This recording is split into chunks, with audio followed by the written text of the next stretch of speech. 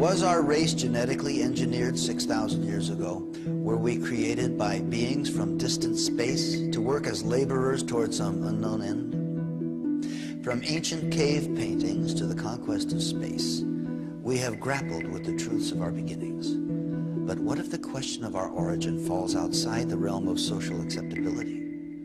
What would happen to our culture if we were to discover that we, as a race, are no more than the result of a genetic experiment conducted by a superior life form?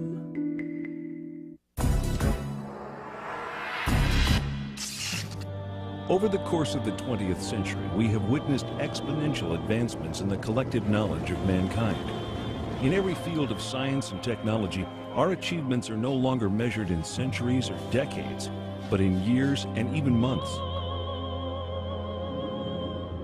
With this extraordinary growth, mankind has surpassed every achievement recorded throughout the millennia of known civilization. But what if the breakthroughs of today concerning humanity, the earth, and our beginnings are not new wisdom at all? What if much of this supposed recent knowledge lay secreted away in the ruins of a once powerful society, awaiting our discovery? Could this alleged new knowledge, uncovered in Earth's little corner of the universe, be considered Genesis revisited? This is the belief of the world-renowned archaeologist, linguist, and expert in the field of cultural anthropology, Zecharia Sitchin. I'm Zecharia Sitchin.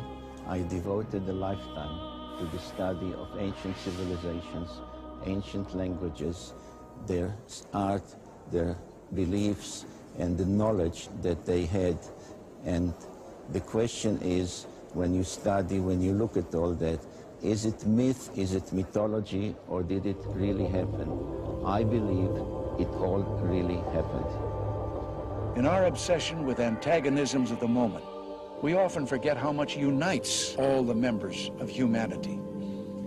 Perhaps we need some outside universal threat to make us recognize this common bound. I occasionally think how our differences worldwide would vanish if we were facing an alien threat from outside this world. And yet, I ask you, is not an alien force already among us?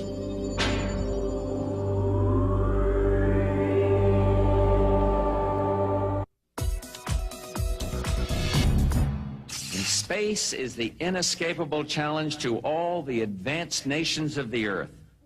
And it established the United States as the preeminent spacefaring nation. First for the coming decade, for the 1990s, space station freedom. And next, for the new century, back to the moon, back to the future, and this time, back to stay. And then a journey into tomorrow, a journey to another planet, a manned mission to Mars. A manned mission to Mars? An ambitious objective, and with the success of the Mars probes and NASA's rover, one that humanity has made substantial strides toward achieving. Could there have been a space base on Mars in antiquity? If we had physical, tangible evidence of artifacts on Mars, we are not only not alone in the universe, but someone has been on the next planet over. That in itself will forever change our frame of reference.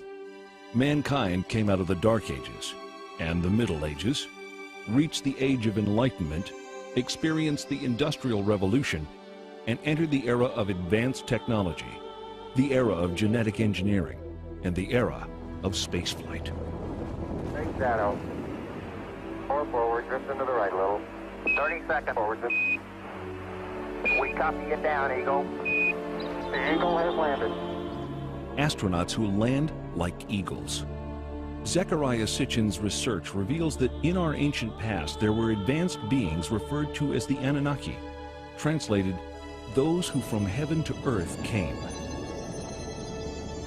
The idea that there was in our solar system a race of intelligent beings far older than us who are now gone would certainly force us to rethink lots of questions, including the question of human origins.